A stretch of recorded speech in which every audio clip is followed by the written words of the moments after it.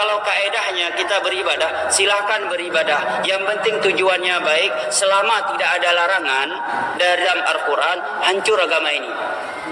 Contohnya, salat zuhur lebih dari 4 rakaat.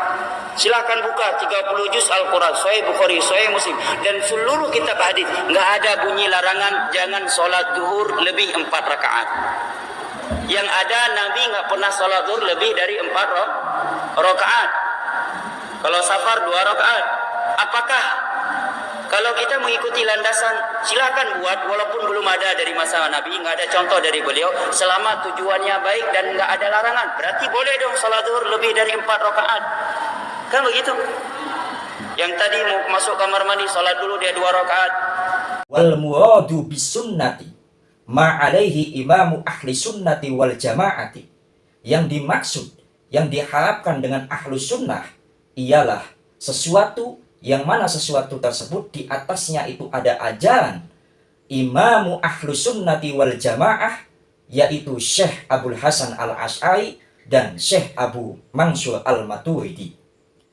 Assalamualaikum warahmatullahi wabarakatuh. Alhamdulillahi rabbil alamin, wabihi nasta'inu ala umuri dunya waddin, wassalatu wassalamu ala asrafil anbiya'i wal mursalin, sayyidina wa maulana Muhammadin wa ala alihi wa sahbihi ajmain, amma ba'du.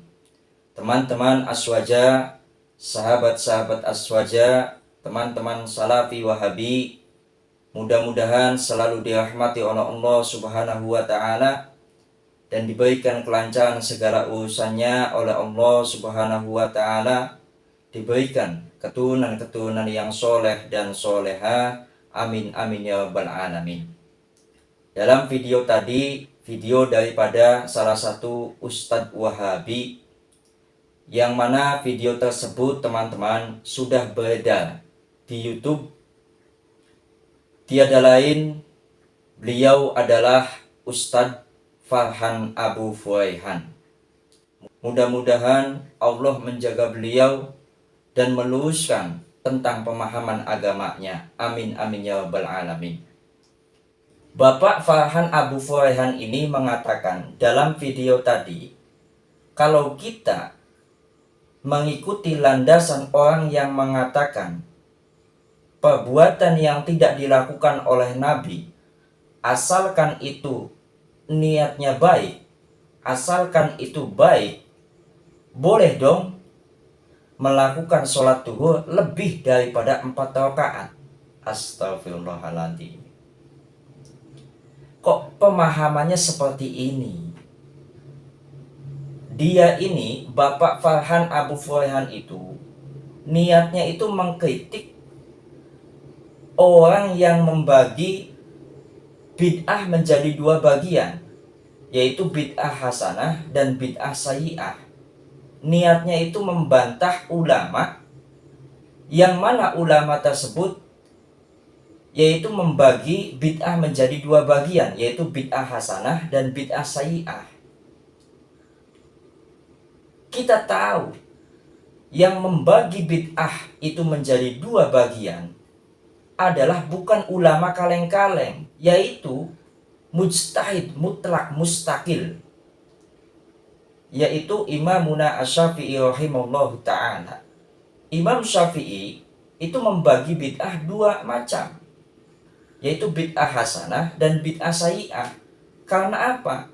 Setiap sesuatu perkara yang baru itu tidak mesti buruk semua, tidak mesti sesat semua. Asalkan perkara yang baru itu ada landasan, ada dalil dari agama, ya, ada asal daripada agama. Makanya Imamuna Asy-Syafi'i rahimahullahu ta'ala sebagai mujtahid mutlak mustaqil itu membagi bid'ah menjadi 2 bagian, yaitu bid'ah hasanah dan bid'ah sayyi'ah. Ini sudah dijelaskan di dalam kitab I'anatul Talibin Syekh Ibnu Hajjar, di dalam kitab Fathul Mubin fi syarhi qaulihi sallallahu alaihi wasallam. Kita bacakan di dalam kitab I'anatul Talibin.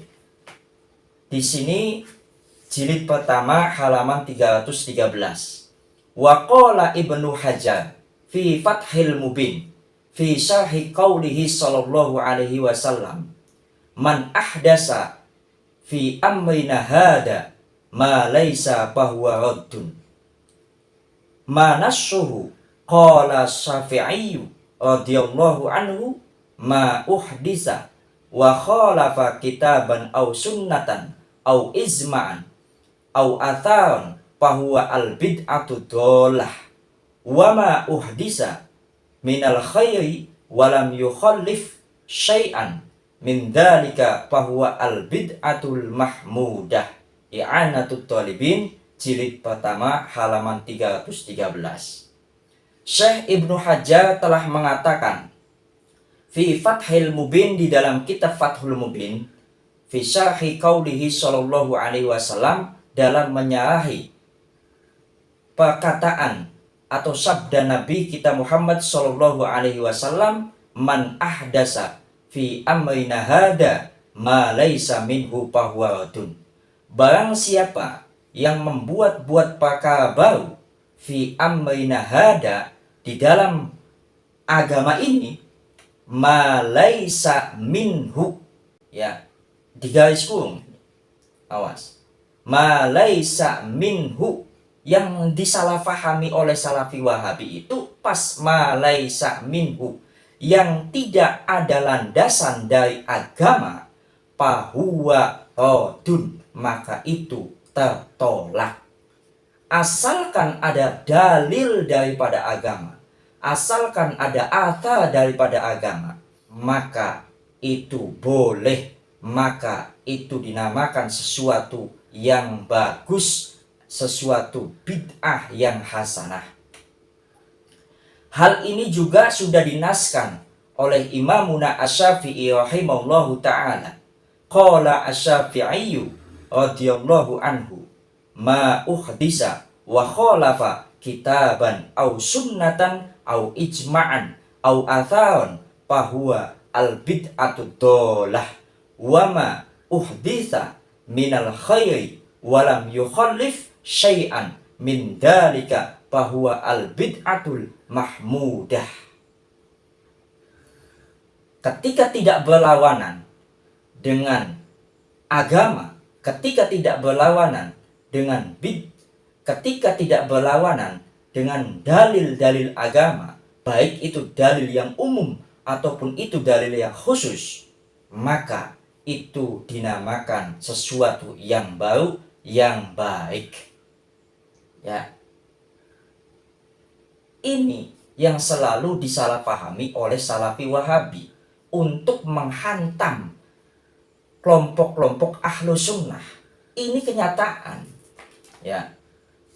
Dengan dalil hadis yang tadi saya baca, yaitu man ahdasa fi amrina hada ma laisa minhu fahuwa raddun.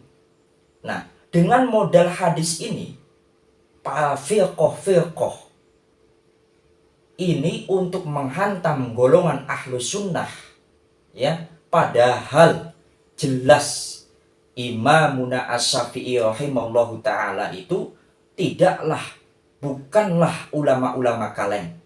Beliau adalah mujtahid mutlak mustaqil, mujtahid daripada 4 madhab. Ya, daripada 4 madhab. Beliau membagi bid'ah menjadi 2 bagian, yaitu bid'ah hasanah dan bid'ah sayyi'ah. Nah, kelompok-kelompok seperti ini sudah dikatakan di dalam kitab Az-Zawajir, ya, di dalam kitab Az-Zawajir an Iktirafil Kabair, Syekh Ibnu Hajar Al-Haytami. Saya akan buktikan bahwa sekte-sekte Wahabi ini adalah sekte-sekte yang selalu menghantam, mengkritik kelompok-kelompok daripada ahlu sunnah wal jamaah. Di sini di dalam kitab Az-Zawajir an Iktirafil Kabair, jilid pertama halaman, ya, kitabnya ini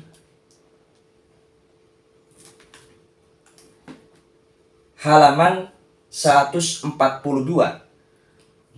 Wal muradu bisunnati ma'alaihi imamu ahli sunnati wal jama'ati asy-syaikhu Abul Hasan al-Asy'ari wa Abu Mansur al-Maturidi wal bid'atu ma'alaihi firqatun min firaqil mubtadi'atil mukhalifati li'tiqadi hadainil imamaini wa jami'i atba'ihima. Ya.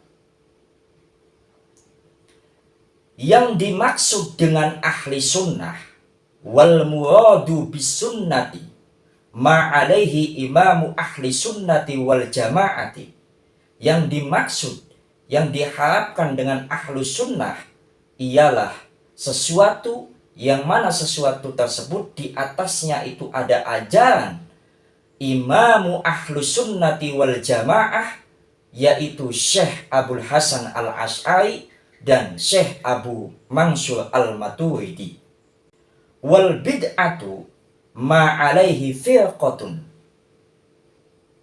yang dimaksud dengan ahli bid'ah ialah sesuatu yang mana sesuatu itu di atasnya ada sekte atau ada kelompok, yang mana kelompok-kelompok ini al-mukhalifati li'tiqadi hadainil imamaini wa jami'i atba'ihima, yang mana kelompok-kelompok ini selalu berlawanan, selalu menentang terhadap keyakinan, terhadap akidahnya kedua imam ini dan pengikutnya kedua imam ini, yaitu siapa? Syekh Abul Hasan al-Asy'ari dan Syekh Abu Mansur al-Maturidi. Jelas ya?